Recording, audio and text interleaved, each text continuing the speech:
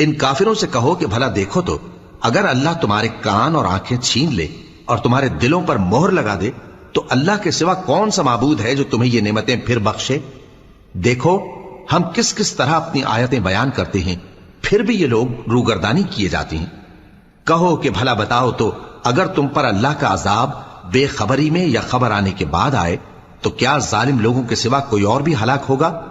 और हम जो पैगंबरों को भेजते रहे हैं तो खुशखबरी सुनाने और डराने को, फिर जो शख्स ईमान लाए और नेकुकार हो जाए तो ऐसे लोगों को न कुछ खौफ होगा और न वो गमगीन होंगे।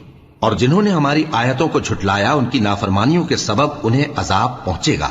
कह दो कि मैं तुमसे ये नहीं कहता कि मेरे पास अल्लाह ताला के खजाने हैं, और न ये कि मैं गैब जानता हूं, और न तुमसे ये कहता हूं कि मैं फरिश्ता हूं। मैं तो सिर्फ उस हुक्म पर चलता हूं जो मुझे अल्लाह की तरफ से आता है। कह दो कि भला अंधा और आंख वाला